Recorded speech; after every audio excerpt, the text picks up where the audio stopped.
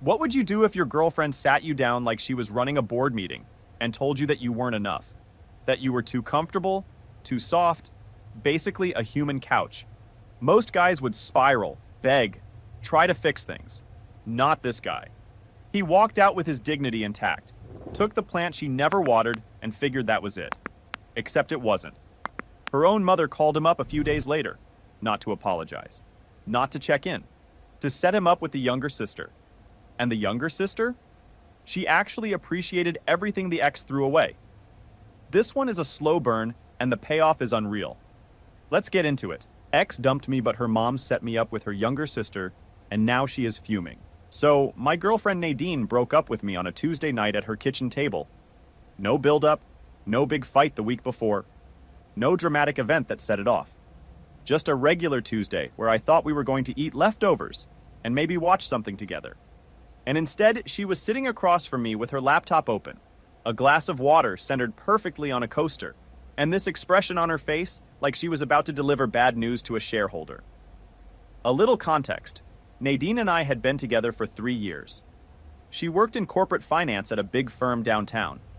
The type of woman who color-coded her calendar and talked about quarterly goals during brunch. I'm an operations analyst at a consulting firm. Good job, stable income, nothing flashy. We met at a friend's gathering, hit it off, moved in together after about a year. I thought we were solid. We had routines, inside jokes, a plant on the windowsill that I watered every morning. Normal relationship stuff. The kind of thing that feels boring from the outside until you don't have it anymore. I should have known from the way the room felt when I walked in that night. No music playing. No TV on in the background. Just silence and overhead lighting, which is never a good sign in any relationship. She adjusted her glasses, folded her hands on the table, and took one of those slow breaths that people take before they say something they've rehearsed in the mirror. Then she spoke in what I can only describe as her business voice. The one she used on conference calls when she was about to tell someone their project got cut from the budget. She said she'd been evaluating our situation and that we were no longer aligned in goals. Our situation, not our relationship. Not us. Our situation. Like I was a quarterly report that came back with a negative outlook. I asked her if she was breaking up with me or giving me a performance review. She told me not to be dramatic, called us adults, which is a pretty wild thing to say to someone who's currently watching his entire life get reorganized over a glass of water on a weeknight with no warning. Then she laid it all out. She was focused on career, ambition, and growth. She had timelines. A 5-year plan that apparently didn't include me anymore. When she got to the part about what I brought to the table, she did this vague little wave at my whole body, my whole existence, and landed on the word comfort. She said it like she was reading a diagnosis, like I had a condition. She said I was comfy, cozy, like a couch. 3 years together, and my exit review compared me to living room furniture. I sat there and let her finish because what else was I supposed to do? She said I was a good guy, but not enough. That she needed someone who pushed her harder, someone who matched her drive and made her feel challenged. She said it calmly, like she was explaining a business decision that just made sense on paper. I wanted to bring up a few things, like how I spent an entire Saturday assembling her wardrobe by hand while she watched reality TV and worked through a family-sized bag of chips without offering to help once. Like how the guy from her office had been calling her past midnight for weeks, and every single time I brought it up, she flinched for half a second and then said it wasn't relevant. That micro-flinch told me everything I needed to know, but I never pushed it because I trusted her. My mistake. But I didn't say any of that. Because when someone's already decided you're not enough, arguing just makes you look desperate. And whatever else I am, I'm not that.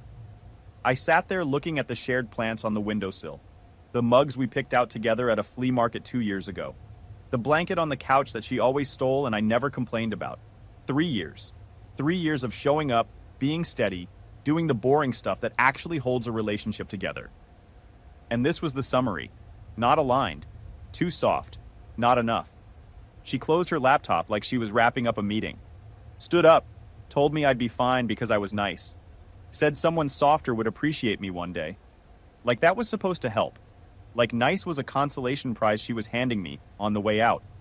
I grabbed my jacket, took the little plant we'd been growing on the windowsill, because I was the only one who ever watered it. She never touched it once in 3 years. Didn't slam the door. Didn't raise my voice. Didn't give her the satisfaction of seeing me crack. Just left. Walked home in a fog. The streets felt different. Longer somehow. I kept thinking about 3 years of small moments. All the times I made her laugh and she looked at me like I was the best thing in the room. All the mornings I woke up before her and made the coffee just the way she liked it. All the nights I rubbed her shoulders after bad days at work and never once asked for credit. None of that mattered now. It was all filed under comfort, which apparently was the lowest tier on her value chart. Put the plant on my kitchen table and sat across from it like it owed me an explanation. Checked my phone. No apology text. No, are you okay? Just a notification from my banking app letting me know I'd paid for her streaming subscription 2 days ago. Incredible. The universe really just twists the knife sometimes. 3 days went by and I was a wreck. Barely ate. Slept in short bursts that never lasted more than a couple hours. Kept replaying her greatest hits in my head on an endless loop. Not aligned, too comfortable, not enough. Every time I started feeling like maybe I could pull myself together, my brain would cue up another clip, and I'd be right back at that kitchen table getting professionally evaluated out of my own relationship. I went to work, did my job, came home, stared at the plant. That was the whole routine. I work as an operations analyst at a consulting firm, so I'm used to order and systems. I like when things make sense, but there's no spreadsheet for processing the fact that the woman you spent 3 years with thinks you're equivalent to a piece of furniture. There's no workflow for that. You just sit there and absorb it. The hardest part wasn't the breakup itself. It was the quiet afterwards, coming home to an apartment that suddenly felt twice as big, opening the fridge and seeing food for one, reaching for my phone to text her something funny I saw, and then remembering I wasn't supposed to do that anymore. Those little moments piled up faster than the big ones. Then on day 3, my phone rang. Unknown number. I almost let it ring out because it was probably spam or a recruiter for something I didn't apply for. But I picked up anyway because honestly, what else did I have going on? It was Nadine's mom. I need to give you some background on this woman. Over 3 years of dating Nadine, her mom had basically adopted me into the family. Every single time I walked through that front door, she had food in my hands within 60 seconds. She scolded me for apologizing too much. She told me to eat more at least twice per visit. She once called me her almost son in front of the whole family at a dinner, and I choked on my food so hard someone had to pat my back. She didn't ask how I was doing. She asked if I'd eaten. I said I'd had coffee. She said coffee wasn't food. I could hear the disappointment through the phone. Then she told me to come to dinner. 6 o'clock, tonight. No discussion. I tried to explain that it was probably a bad idea to show up at the family house of the woman who just dumped me, that it would be awkward, that maybe we should all just move on. She didn't even let me finish. She said I'd sat at her table for 3 years and she wasn't the one who divorced me. Told me not to argue. Hung up. I looked at the plant, told it I'd just been summoned by the scariest woman I've ever known. The plant offered no guidance. Part of me wanted to ignore it. Just let the whole family fade out of my life the way Nadine clearly wanted. But this woman had fed me, scolded me, and told me I was too skinny every single week for 3 years. You don't just ghost someone like that, especially when she has your number and 0 problems using it. I showed up at 5 minutes to 6 because that woman genuinely scared me more than any boss I'd ever had. She opened the front door in what felt like half a second, grabbed my wrist, and pulled me inside like I was late for an emergency. First words out of her mouth were that I looked skinny. I told her I'd lost about 3 days of emotional stability, and maybe some water weight. She ignored that entirely, and shoved a plate into my hands before I could even get my shoes off. The house smelled exactly the way it always did. Something baking in the oven. Spices I couldn't name but recognized on instinct after 3 years of being fed at that table. Memories hit from every angle. The couch where Nadine and I used to sit. The mug I always drank from. The hallway where her family photos hung. But Nadine herself wasn't home. Small mercy. Pause for a second here. This is me jumping in, not the OP. I need you to appreciate what this mom is doing. Her daughter dumps a solid dude who showed up for 3 years straight, and her response isn't to stay out of it. It's to call him, demand he come over, feed him, and refuse to let the breakup erase him from the family. She isn't meddling. She's running a full operation. She looked at what Nadine threw away and said, "Nope, somebody in this house is going to keep this one." I respect the vision completely. Now watch what she does next. Dinner and a guest. Her mom sat across from me while I ate and watched me like she was conducting some kind of soul-level evaluation. Every bite was being noted. I tried to acknowledge the awkwardness. She waved it away like I'd said something irrelevant. Said Nadine told her everything. Said her daughter dumped me like a bad stock. Then she called her own daughter stupid. Not in a hateful way. More like a professor who's watched a talented student waste potential for the 100th time and is finally done being polite about it. I tried defending Nadine. It was instinct. 3 years with someone, and you still protect them even when they've hurt you. I said maybe she was right, and I really was holding her back. Her mom made a sound like I'd personally insulted her cooking and her ancestry in one sentence. She said if anything, I was the only thing keeping Nadine grounded. That without me steadying things behind the scenes, Nadine would have burned out or blown up her own career a long time ago. She said Nadine was smart but too clever to be wise. That some people only learn the value of stability when they're standing in the wreckage of their own chaos. That line landed somewhere deep and didn't come back out. Then she went quiet, looked right at me with this expression that was warm but calculated, like she'd been building to something all night. And she said she still believed I belonged in this family, just not with Nadine. Before my brain could even begin to process that sentence, the front door opened. Shoes hitting the floor in the hallway. A voice calling out that was bright and warm and completely different from Nadine's boardroom energy. And then Lena walked in. Nadine's younger sister. I hadn't seen her in about 3 years. Last time was at a family cookout right after Nadine and I started dating. She'd been in college then, quiet, mostly in the background. Now she was standing in the kitchen doorway looking confused and amused in equal measure, trying to figure out why her sister's ex was eating her mom's cooking at their kitchen table. Her mom smiled like someone who had just played a move 3 turns ahead in chess. Said I wasn't a guest, said I was almost family. I nearly choked for the second time in this woman's house. Lena shook my hand. Firm grip, easy smile. She said she remembered me. Said I used to fix their Wi-Fi and carry all the grocery bags in one trip like it was a personal challenge. I told her, yeah, that tracked. I am unreasonably committed to the one-trip grocery carry. It's a principle at this point. She sat down at the table like it was the most natural thing in the world. Didn't make it weird. Didn't act like I was some leftover from her sister's life that needed to be dealt with. Just sat, grabbed a plate, and started talking to me like I belonged there. Dinner happened. Extra plates appeared out of nowhere, because in this house, food materializes the second anyone sits down.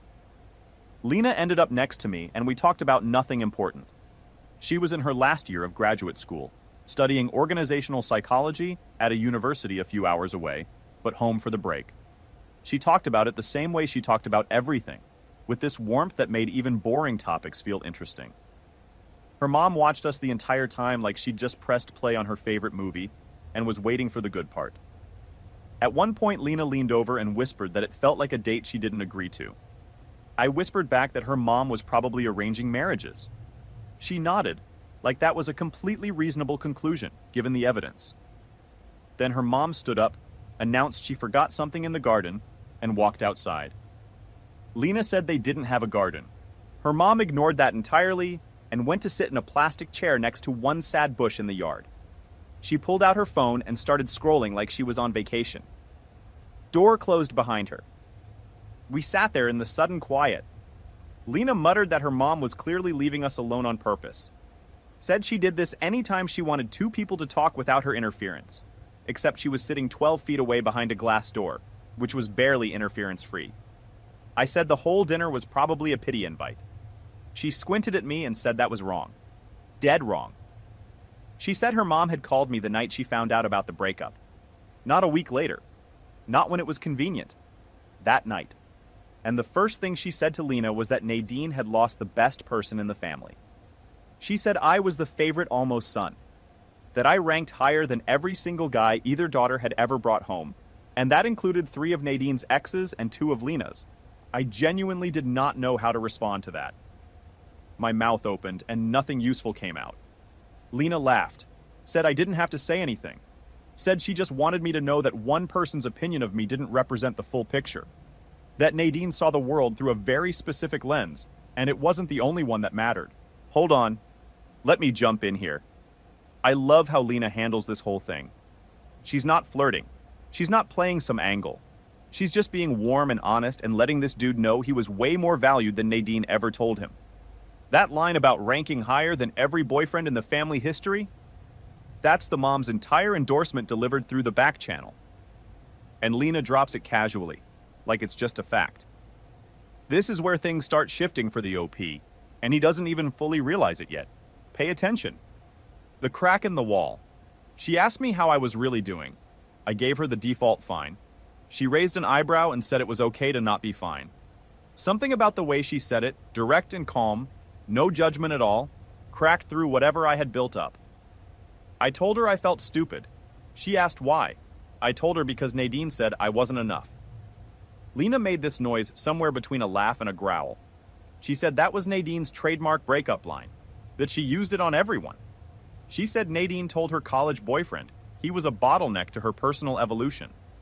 Those words exactly. I said it felt like getting dumped through a LinkedIn status update. She said, yeah, that was basically Nadine's entire brand. Then she got a little more serious. Leaned forward and said, Nadine didn't understand comfort. That warmth, softness, and genuine affection made Nadine feel like she was losing her edge. That Nadine saw love as friction and calmness as weakness. She said her sister had always been like that. Even as kids, Nadine treated every relationship like a competition. Friendships, school, dating. Everything had to be moving, escalating, challenging. The second something felt stable, Nadine got restless and convinced herself she was settling. Then Lena paused and said she was the opposite. That she valued comfort. That she thought it was a strength, not something to be embarrassed about. She said the older she got, the more she realized that the people who make you feel at ease are the rare ones, not the ones who keep you on edge. I laughed for real. First genuine laugh in 3 days. Her whole face lit up. She said she knew I could still do it. Something shifted in that moment. Tiny. Quiet. But real. Like a door opening somewhere that I didn't even know existed. The back door opened and her mom came back in, asking if we were still sitting together like she hadn't planned the entire thing down to the minute. She immediately started asking me if I was seeing anyone. Lena made a sound of pure horror.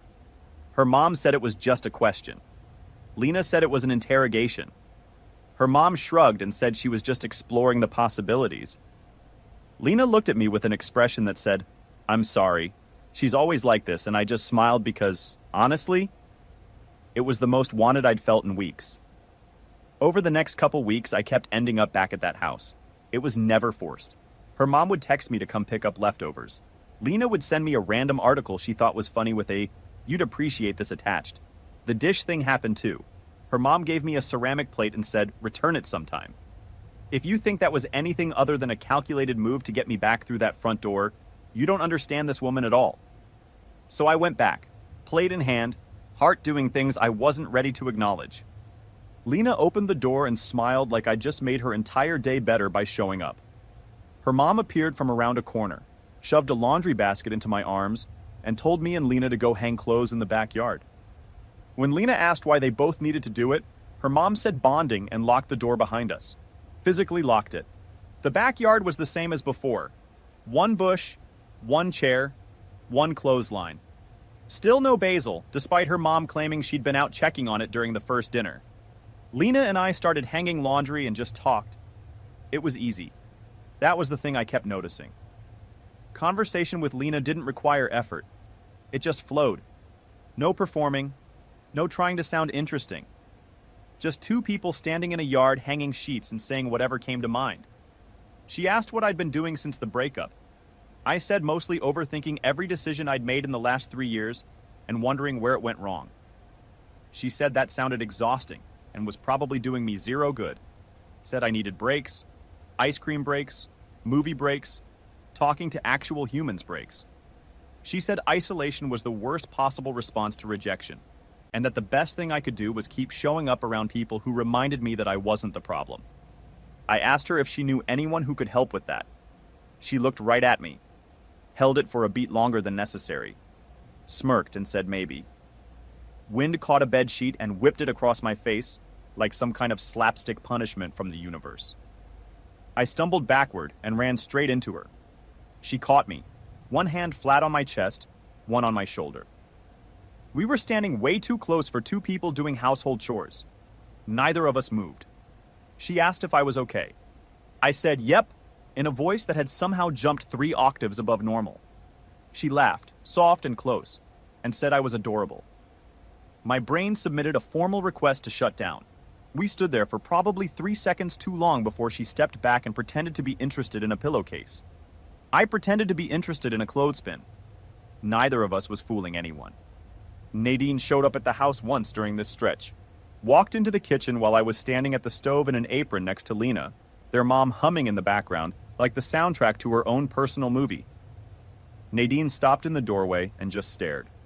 Asked why I was wearing an apron. Her mom said so I wouldn't get dirty, and that I was precious. Nadine opened her mouth to say something, and her mom cut her off cold. Said Nadine lost her rights. The kitchen went dead silent for about 2 seconds, and then Lena very casually went back to stirring. Then Lena reached past me for a spice jar and we bumped hips. Nothing dramatic, just contact. But Nadine's head snapped toward us like she'd heard a gunshot. She watched Lena wipe a smudge off my cheek with her thumb. Watched the way we moved around each other at the counter, like it was choreographed. She said we looked very comfortable together, and she said comfortable like it was an accusation. Lena didn't hesitate for even a second. She said comfort wasn't a bad thing, that some people actually liked it. Clean hit, center mass. Nadine left the kitchen without another word. I stood there stirring soup and trying to act like my heart wasn't going about 150 beats per minute. A few days later, their mom signed us up for a cooking class. I still don't know how she enrolled 2 adults without their knowledge or consent. She just texted both of us the time and location and said have fun like it was already decided. Which, knowing her, it was. I showed up and Lena was already there, standing outside the building looking equal parts amused and embarrassed.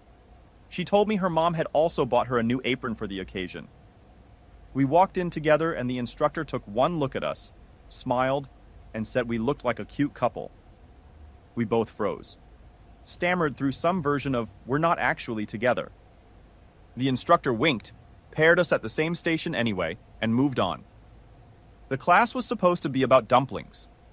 What it actually became was an hour of Lena being close to me in ways that made it really difficult to focus on cooking. She corrected my knife grip from behind, hand over mine, shoulder pressed against my arm. She leaned across me to grab ingredients and I could feel her breath on my neck. The instructor passed by, watched us for a few seconds, and announced to the room that we had great chemistry. I fumbled a dumpling so badly it looked like modern art. Lena laughed so hard she had to put the knife down. We made the ugliest dumplings the class had ever seen. The instructor was polite about it. Lena was not. She held one up and said it looked like it had given up on life. I said it was going through something. She said it looked like us 2 weeks ago. And then we both laughed, and I realized I hadn't thought about Nadine's breakup speech in hours. That was the first time since the kitchen table that my brain actually gave me a break. And it was because of Lena. I didn't have to force it. She just made the noise stop. After class, we walked outside into the evening air. The street was quiet. She stopped under a streetlight and turned to face me with an expression I hadn't seen before. Serious. Open. She told me she didn't come just because of her mom. She wanted to. Her hand brushed against mine. She said something was happening between us, and maybe next time we should actually talk about it instead of dancing around it. I said yes about 4 times faster than any normal person would. She laughed, blushed, and said, "Okay, next time. Okay, stop. This is me again. Can we talk about the contrast here?" Nadine sat him down under fluorescent kitchen lighting and told him he was a couch. Lena is standing with him under a streetlight after a cooking class they didn't even sign up for, telling him she feels something real. Same guy, same personality. One woman saw a limitation. The other one sees exactly what she's been looking for. He didn't change a thing about himself. He just ended up next to someone with better vision. Now here comes the part you've been waiting for. The rooftop. Next day, she texted me an address. It was the same rooftop spot she'd told me about weeks ago. A hidden garden above one of the buildings in her neighborhood. String lights strung between poles. Mismatched chairs that didn't belong together, but somehow worked. A small fountain trickling in the corner. Herbs growing in clay pots along the railing. It felt like someone's secret. She said it was her favorite place in the city. She came here when she needed to sort through her thoughts. She was already sitting there when I arrived. Wind moving through her hair, hands in her lap, eyes warm but focused, like she'd been rehearsing something and wasn't sure if she'd get it right. She didn't do small talk, didn't ease into it. Just looked at me and started. She said she didn't mean to like me, that she wasn't planning on it, and it caught her completely off guard. She said when she first saw me again at that dinner, she figured I was just her sister's ex passing through. Someone she'd be polite to and then forget about. But then I kept showing up, kept being kind, kept making her laugh, kept treating her mom with the kind of respect that most guys stop bothering with after the first visit. She said it just happened, that I was patient in a way that didn't feel forced, that I never made her feel small or like she had to perform to earn my attention. She stepped closer and told me that when she was around me, she felt warm, safe, like she could just exist without trying to prove anything to anyone. She said she liked that feeling more than she expected. She said she liked me. I told her I liked her too. Simple and honest, and for once in my life, I didn't overthink the words before they came out. I just said it. Her whole face changed. Relief washed over her like something heavy she'd been carrying finally got set down. She smiled wide, a little unsteady, a little overwhelmed. Said she'd wanted to tell me that for longer than she should probably admit. We stepped closer. She asked if she could kiss me. I answered by closing the gap myself. Hands on her waist, her fingers gripping the front of my shirt. The city noise fading into background static. For the first time in months, my brain went completely silent. No replay of Nadine's voice, no loop of not enough. No analyzing what I did wrong or what I should have said different. Just quiet. Just her. Just someone who chose me on purpose, knowing exactly who I was and wanting that anyway. We had maybe 10 seconds of peace after that kiss before the rooftop door swung open. I heard it before I saw it. The click of the handle. The creak of old hinges. Lena and I pulled apart just as Nadine stepped out into the evening air, carrying grocery bags and taking the rooftop shortcut she apparently used to get home. Because of course she did. Of course the one private moment we had was going to get interrupted by the one person who shouldn't have been there. She stopped walking, set the bags down slowly, looked at me, looked at Lena, looked at the total absence of space between us, and the way my hand was still on Lena's waist. She said one word. Interesting. Not angry. Not surprised. Just that one clinical word hanging in the air, like a judge reading a verdict. Lena told her to stop showing up like a ghost every time something good was happening. Nadine said she was just passing through, which was technically true, but felt like a stretch. Then she looked back and forth between us and said, "Friends don't look at each other like that." She wasn't wrong. We weren't even remotely pulling off the Just Friends act. The evidence was overwhelming. Lena didn't flinch. She didn't apologize. She didn't scramble for an excuse or try to minimize what Nadine was seeing. She squared up, looked her sister dead in the face, and said yes. This is real. I braced myself. 3 years with Nadine taught me that any kind of confrontation ended in a full detonation. She ran hot. She ran loud. And she especially ran possessive, even over things she'd already thrown away. But the explosion didn't come. She looked at both of us for a long stretch. Something shifted behind her eyes, like she was recalculating a spreadsheet, and the numbers finally made sense. Then she sighed and said fine. He's good. You're you.